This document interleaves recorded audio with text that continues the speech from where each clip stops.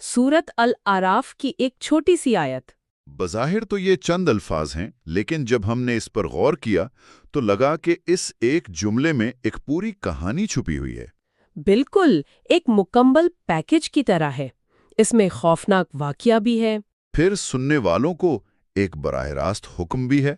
और आखिर में एक ऐसा सबक जो वक्त से आज़ाद है। इसमें तारीख भी है, फलसफा भी और अमल की दावत भी। तो आज हमारा मिशन यही है कि इस छोटी सी आयत के अंदर छुपे हुए माना के जहान को खंगालें। तो आइए इसकी तिलावत से आगाज करते हैं। जी। औज़ु बिल्लाहि मिनश शैतानिर रजीम, बिस्मिल्लाहिर रहमानिर रहीम। व अमतरना अलैहिम मतरन फंज़ुर कैफ़ कान आक़िबतुल मुजरिमीन। अच्छा, तो पहला ही लफ्ज़ व अमतरना, और हमने बारिश बरसाई। यहाँ मैं नहीं हम का लफ्ज़ इस्तेमाल हुआ है। ये बज़ाहिर तो छोटी सी बात लगती है, लेकिन इसमें ताकत का एक बहुत बड़ा इजहार है ना? बहुत बड़ा। इसे शाही जमा या रॉयल प्लूरल कहते हैं। ये दुनिया की कई जुबानों में होता है। अच्छा। जब कोई बादशाह या कोई बड़ी अथॉरिटी बात करती है तो वो अपनी ज़ात को एक इदारे के तौर पर पेश करने के लिए मैं के बजाय हम इस्तेमाल करती है। सही। ये सिर्फ शान और शौकत दिखाने के लिए नहीं होता, इसका एक नफ्सियाती असर होता है। ये बताता है कि ये जो काम हो रहा है ये किसी एक फर्द का ज़ाती फैसला नहीं, बल्कि एक पूरी कुव्वत का मजहर है। तो यहाँ इसका मतलब ये हुआ कि ये जो बारिश हुई ये कोई मौसमियाती तब्दीली या कुदरती आफत नहीं थी। जी नहीं, बिल्कुल नहीं। तादा मौजूद था एक बराह रास्त खुदाई मुदाखलत। बिल्कुल। ये लफ्ज़ हम इस वाक़े को एक आम हादसे से उठाकर एक खुदाई फैसले के दर्जे पर ले जाता है। ये इस अमल को एक वज़न और संजीदगी देता है। ठीक है, अब आते हैं अगले लफ्ज़ पर, अलैहिम, उन पर। आयत हमें ये नहीं बताती कि ये वो कौन लोग थे। जी, ये बहुत दिलचस्प तकनीक है। हमें कहानी के बीच में लाकर खड़ा कर दिया गया है। और ये कारी को फौरन मुतजस्सिस कर देती है कि कौन है ये लोग, इन्होंने ऐसा क्या किया था। सही। ये ज़मीर उन पर हमें बताता है कि इस आयत का एक सियाक़ो सबाक है, एक बैक स्टोरी है। ये खला में मुअल्लक नहीं है। मतलब इससे पहले कुछ हो चुका है। जी, कुरान का ये अंदाज बहुत खूबसूरत है कि वो अक्सर ख़ारी को पहले से बाखबर समझकर बात करता है। वो आपको एक चलती हुई गुफ्तगू में शामिल कर लेता है। अच्छा। इससे पहले यकीनन कौम लूत, उनके आमाल और उनको भेजी गई तनबीह का जिक्र हुआ है। ये आयत इस दास्तान का क्लाइमैक्स है। और अब वो हिस्सा आता है जो मेरे ख्याल में सबसे ज्यादा हैरान कुन है। मतरन, एक बारिश। जी। हम जब भी बारिश का लफ्ज़ सुनते हैं तो जहन में रहमत, ठंडक, जिंदगी, ये सब आता है, लेकिन यहाँ तो ये लफ्ज़ तबाही का पैगाम लेकर आया है। ये कैसे मुमकिन है? ये जुबान की ताकत की बेहतरीन मिसाल है। ये बिल्कुल वैसा ही है जैसे लफ्ज़ आग है। अच्छा। अगर आप चिमनी में जलती आग की बात करें तो मतलब है गर्मी, सुकून, रोशनी। लेकिन अगर कोई भरे हुए थिएटर में आग चिल्लाए तो मतलब है खौफ, अफरा तफरी, मौत। वाह, सही। लफ्ज़ वही है, लेकिन सियाक को सबाक ने इसका मतलब 180 डिग्री बदल दिया। अरबी जुबान में रहमत वाली बारिश के लिए आम तौर पर गैत का लफ्ज़ आता है। अच्छा, गैत। जी, जिसका मतलब ही मदद और फरावानी है। लेकिन जब कुरान अजाब का जिक्र करता है तो अक्सर मतर का लफ्ज़ आता है, जिससे मुराद कोई गैर मामूली तबाकुन बारिश होती है, जैसे पत्थरों की बारिश। तो इसका मतलब है कि ज़बान के अंदर ही इशारे छुपे में, सुनने वाले को लफ्ज़ के इंतखाब से ही अंदाज़ा हो जाता है कि बात अच्छी हो रही है या बुरी। बिल्कुल। ये आम बारिश नहीं थी, ये एक हथियार की तरह इस्तेमाल हुई। एक ऐसी चीज़ जो जिंदगी देती है, उसी से जिंदगी छीन ली गई। जी, और इसमें एक बहुत गहरा अलामती सबक भी है। ये जाहिर करता है कि खुदा को अजाब देने के लिए कोई नई चीज़ बनाने की ज़रूरत नहीं। वो उन्हीं चीज़ों को जिन्हें हम रहमत समझते हैं, अजाब में बदल सकता है। पानी जो जिंदगी की असास है, वही तूफान नूह में तबाही का सबब बना। सही। हवा जो सांस लेने के लिए ज़रूरी है, वही कौम आद के लिए अजाब बन गई। ये कायनात पर उसके मुकम्मल कंट्रोल की निशानी है। तो आयत का पहला हिस्सा एक बहुत ही, आप कह लें कि सिनेमा की तरह का मंजर पेश करता है। एक अजीम ताकत हम, एक गुमनाम कौम उन पर, और एक खौफनाक सज़ा। जी, एक तबाह कुन बारिश। यहाँ तक कहानी माजी में चल रही थी, لیکن پھر ایک دم سے آیت اپنا رخ بدلتی ہے۔ جی ہاں، اور یہ اس آیت کا سب سے طاقتور حصہ ہے۔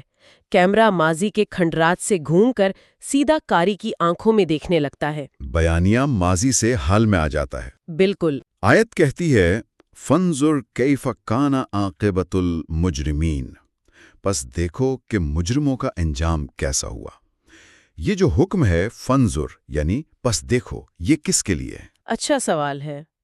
ابتدائی طور پر تو یہ خطاب نبی کرم صلی اللہ علیہ وسلم سے ہی ہے کہ وہ پچھلی قوموں کے انجام کو دیکھ کر صبر اور حوصلہ پکڑیں، لیکن قرآن کا پیغام زمان و مکان سے ماوراء ہے، اس لیے یہ حکم ہر اس شخص کے لیے ہے جو اس آیت کو پڑھ یا سن رہا ہے۔ مطلب یہ مجھ سے اور آپ سے بھی کہہ رہا ہے کہ دیکھو۔ جی، یہ اس واقعے کو ایک پرانی تاریخی کہانی سے نکال کر ایک ذاتی، فوری اور زندہ سبق میں بدل دیتا ہے۔ واہ، یہ تاریخ کے میوزیم میں پڑے ایک واقعے کو اٹھا کر ہماری زندگی کے آئینے کے سامنے رکھ دیتا ہے۔ بالکل۔ اور یہاں ایک اور باریک نکتہ ہے، آیت یہ نہیں کہتی کہ دیکھو کیا ہوا، بلکہ کہتی ہے دیکھو کیسا ہوا۔ لفظ کیفا یعنی کیسا۔ جی، اس کیا اور کیسا کے فرق میں کیا حکمت ہے، یہ مجھے بہت دلچسپ لگتا ہے۔ یہ فرق بہت گہرا ہے۔ کیا کا جواب تو ایک لفظ میں دیا جا سکتا ہے، وہ تباہ ہو گئے، ختم، ایک فیکٹ ہے۔ جی، بس ایک اطلاع ہے۔ لیکن کیسا کا سوال آپ کو گہرائی میں اترنے پر مجبور کرتا ہے۔ یہ آپ سے اس واقعے کی نوعیت، اس کی شدت، اس کی کیفیت پر غور کرنے کا مطالبہ کرتا ہے۔ اچھا۔ یہ دعوت دیتا ہے کہ سوچو، وہ انجام کتنا عبرتناک تھا، کتنا اچانک تھا، کتنا مکمل تھا کہ ان کا نام و نشان مٹ گیا۔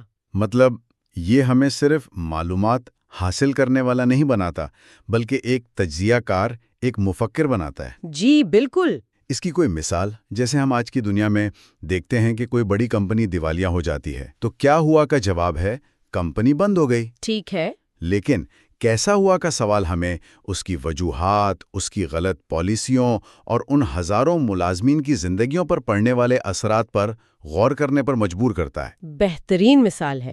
کیسا کا سوال ہمیں سطح سے ہٹا کر گہرائی میں لے جاتا ہے۔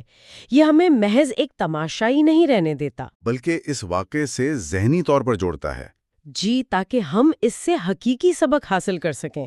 یہ صرف سر سے نہیں، دل سے سمجھنے کی دعوت ہے۔ اور آیت کا اختتام ہوتا ہے عاقبۃ المجرمین پر، مجرموں کا انجام۔ یہاں بھی دو الفاظ بہت اہم ہیں۔ پہلے عاقبہ، جی، اس کا مطلب صرف انجام یا اینڈ نہیں ہے نا؟ جی نہیں، عربی میں عاقبہ کا لفظ عقب سے نکلا ہے، جس کا مطلب ہے ایڑی یا پیچھے آنے والی چیز۔ اچھا۔ تو عاقبہ کا مطلب ہوا وہ نتیجہ جو کسی عمل کے پیچھے قدرتی طور پر آتا ہے۔ یہ کائنات کے ایک بنیادی اصول کی طرف اشارہ ہے، جسے ہم قانون مکافات عمل کہتے ہیں۔ Cause and effect. بالکل، یعنی ان کا انجام کوئی اتفاقی حادثہ نہیں تھا، یہ آسمان سے اچانک نہیں ٹپکا تھا، بلکہ یہ ان کے اپنے اعمال کا منطقی نتیجہ تھا۔ جی، جو ایک عرصے سے ان کا پیچھا کر رہا تھا۔ یعنی یہ لفظ خود احتسابی کی دعوت دے رہا ہے۔ یہ کہہ رہا ہے کہ انجام کو دیکھنے سے پہلے ان اعمال کو دیکھو جو اس انجام کا سبب بنے۔ لفظ ہے المجرمین، مجرم۔ ہم آیت نے ان لوگوں کو ان کی قوم، ان کی نسل یا ان کے ملک سے نہیں پہچانا، ان کی پوری شناخت ان کے جرم پر مرکوز کر دی گئی ہے۔ یہ تو بہت ہی سخت لیبل ہے۔ یہ کہہ رہا ہے کہ تاریخ میں تم اپنے اعمال کی وجہ سے یاد رکھے جاؤ گے۔ جی، تمہاری قومیت، تمہارا رنگ، یہ سب غیر اہم ہو جائے گا، صرف تمہارا کردار باقی رہ جائے گا۔ اور یہی اس آیت کا ایک اور آفاقی پیغام ہے کہ خدا کے نزدیک اصل پیمانہ کردار اور عمل ہے۔ مجرم کا لفظ یہاں کسی چھوٹی موٹی غلطی کے لیے نہیں آیا۔ اچھا۔ یہ ایک ایسی اجتماعی سرکشی، نافرمانی اور اخلاقی بگاڑ کی حالت کی طرف اشارہ ہے جس پر وہ قوم اصرار کر رہی تھی۔ تو اگر ہم اب پوری آیت کو ایک ساتھ دیکھیں تو اس کی ساخت کمال کی ہے۔ پہلا حصہ ایکشن سے بھرپور ہے، جیسے کسی فلم کا سین، اور ہم نے ان پر ایک خاص بارش برسائی۔ جی، پھر اچانک فلم رک جاتی ہے، لائٹس آن ہو جاتی ہے اور ڈائریکٹر سیدھا آپ سے مخاطب ہوتا ہے، پس دیکھو۔ اور پھر وہ آپ کو فلم کا اخلاقی سبق بتاتا ہے کہ مجرموں کا انجام کیسا ہوا۔ یہ تو بہت ہی مؤثر تدریسی طریقہ ہے۔ یہ صرف مؤثر نہیں بلکہ نفسیاتی طور پر بہت گہرا ہے۔ یہ آپ کو صرف ایک غیر فعال سامع نہیں رہنے دیتا، یہ آپ کو کہانی کا حصہ بناتا ہے۔ آپ کو جج کی کرسی پر بیٹھا دیتا ہے۔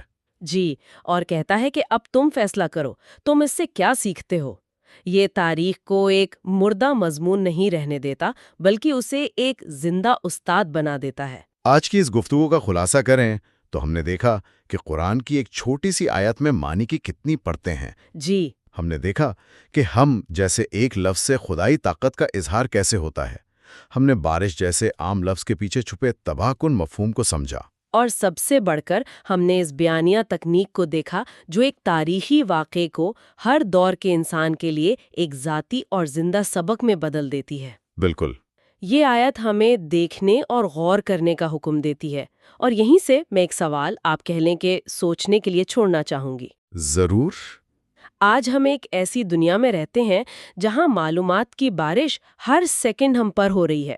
تاریخ کے ہزاروں واقعات، لاکھوں کہانیاں ہماری انگلی کی ایک جنبش پر موجود ہیں، لیکن کیا ہم واقعی دیکھ رہے ہیں؟ گہرا سوال ہے۔ اس آیت کا مطالبہ صرف معلومات حاصل کرنا نہیں بلکہ غور کرنا ہے۔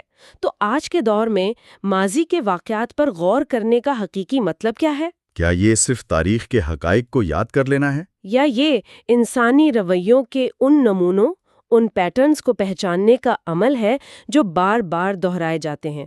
تکبر، نافرمانی، انصاف سے انکار، اور پھر یہ سمجھنا کہ ان رویوں کے نتائج بھی ہمیشہ ایک جیسے ہی کیوں نکلتے ہیں؟ تاکہ ہم ان غلطیوں سے بچ سکیں جن کی وجہ سے پچھلی قومیں اپنے عبرتناک انجام کو پہنچیں۔ بالکل۔